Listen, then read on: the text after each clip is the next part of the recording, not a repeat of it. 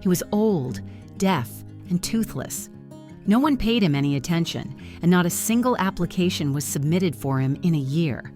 It seemed that the world had long since given up on him.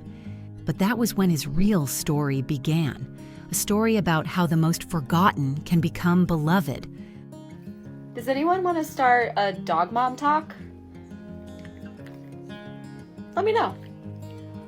Arthur wandered the streets of Tiana for a long time, old, tired, and with a dull look in his eyes and matted fur.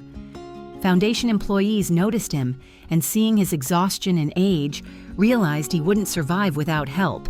He ended up in the care of Friends Rescue. He lived there for almost a year, a whole year, without any applications, without any interest, without a chance. His page was always in the adoption catalog. People just walked by.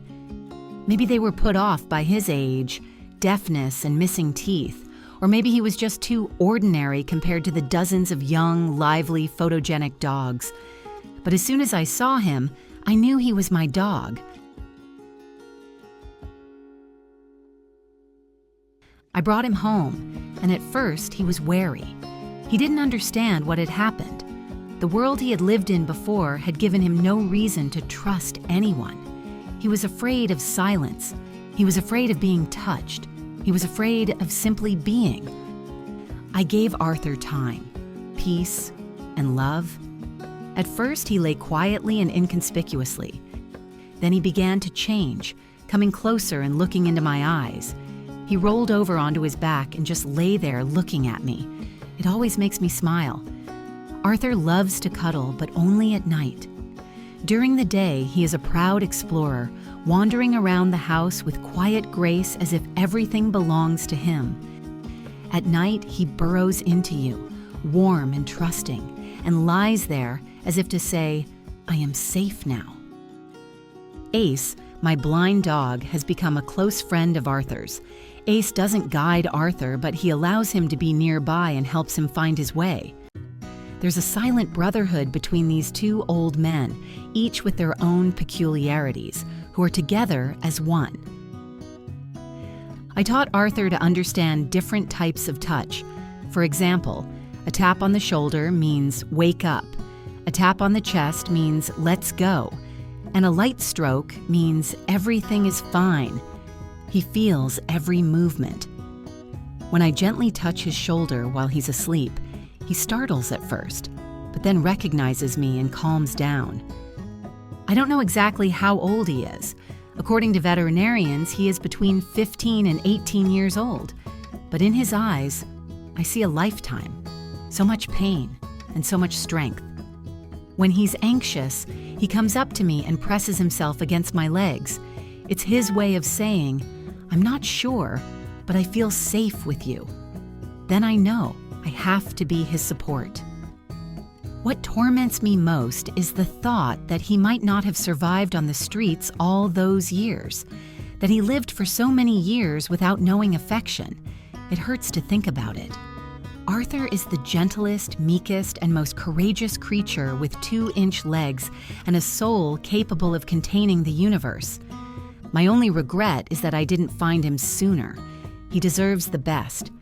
Now, I will do everything I can to make sure he knows that. What day is it, Bobo?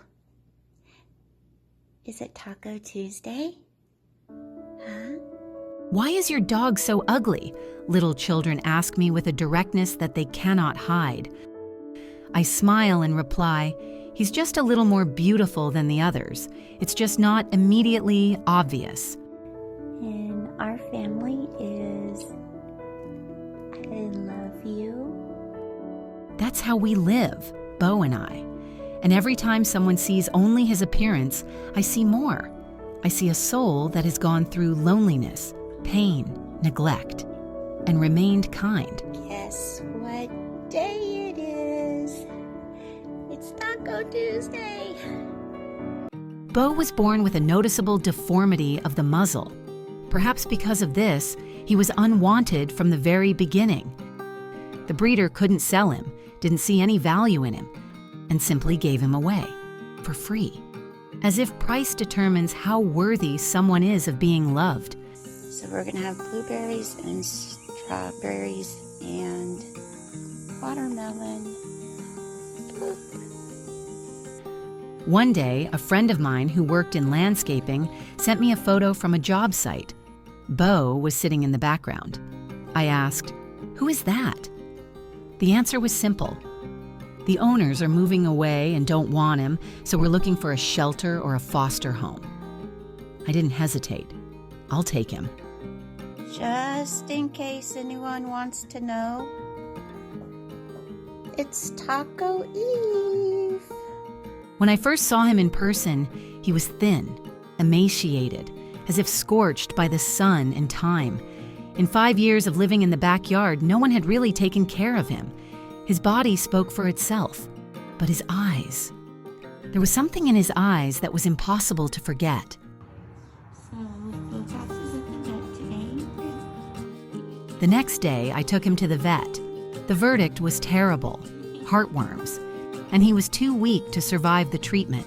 The doctor was honest. He won't survive. His body can't handle it. The chances aren't 50-50. The chances are almost zero.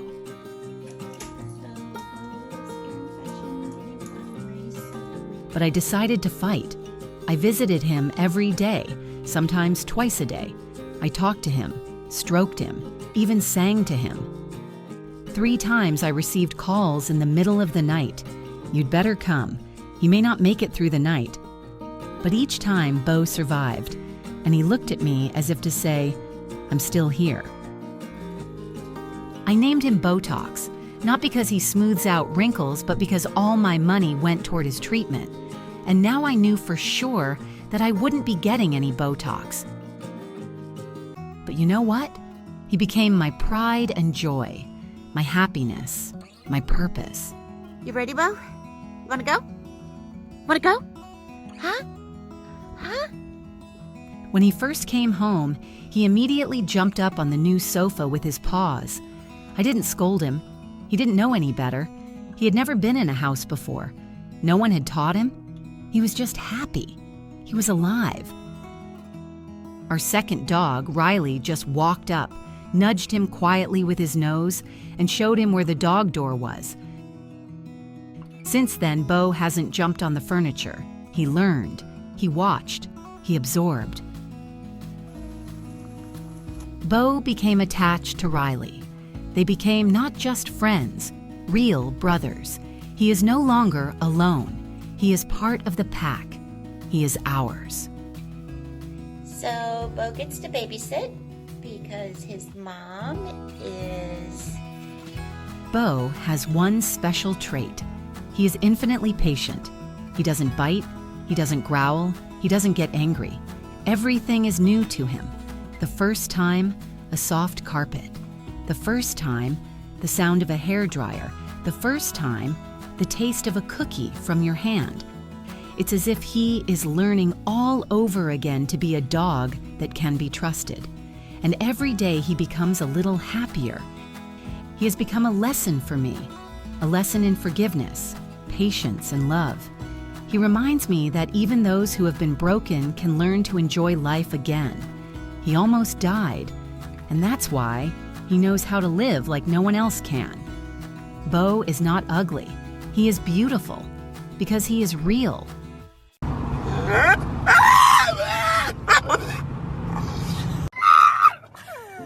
This story is about a rescued pit bull named Mo, who became not only my friend, but someone who helped me through a difficult time in my life. Mo is more than a dog. He's a symbol of hope, love, and strength. I love him.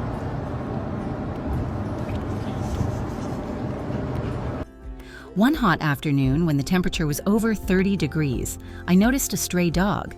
She stopped and looked at me with her big, kind eyes, and then smiled with her mouth full. It was obvious that she needed water. I looked around, but no one was around. At that moment, I couldn't just walk by. I took her into my small studio apartment.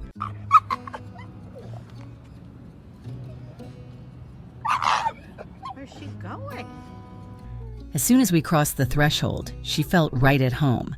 The dog was all dirty, so I decided to throw sheets over the furniture to keep things a little tidier, and then cleaned her up as best I could.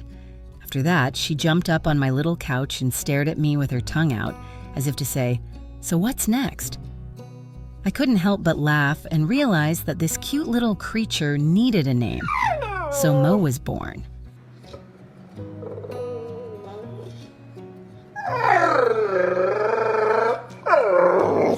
That night, he slept next to me on the bed with his whole body pressed against me. In the morning, I woke up to find his head under my armpit, looking at me intently. At that moment, I realized that I was already deeply attached to him. But I knew I had to make sure Mo didn't have any owners looking for him. Let's do this one. Oh, that's a good scrub right there. We drove to the local animal shelter. On the way, I tried to come to terms with the fact that we might have to part ways. When we got to the shelter, Mo barked loudly at the dog in the pen, showing his strength and energy. He was left there for 3 days to give his potential owners a chance to claim him. In the meantime, I posted ads and social media posts, but no one ever responded.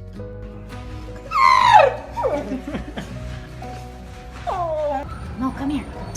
By the 3rd day, Mo was getting sad in his cage, and I couldn't wait to take him home.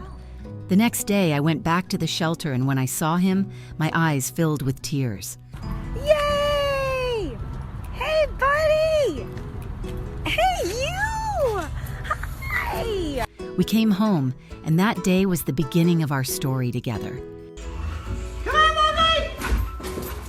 Woo!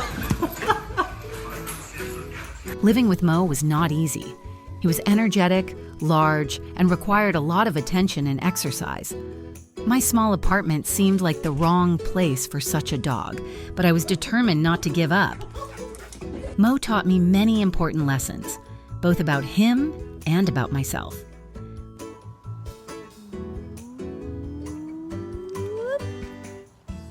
Mo was a real comedian.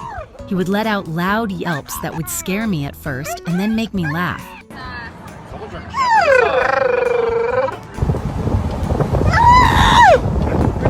He would scream when he was excited, when he saw cats or pigeons, and even when we got in the car. These moments only added to his charm.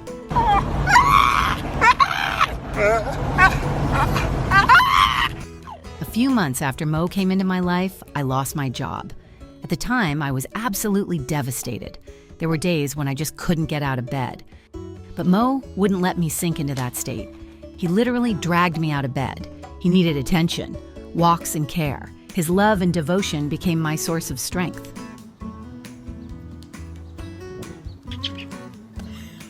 After about 3 months, I found the job I had always dreamed of.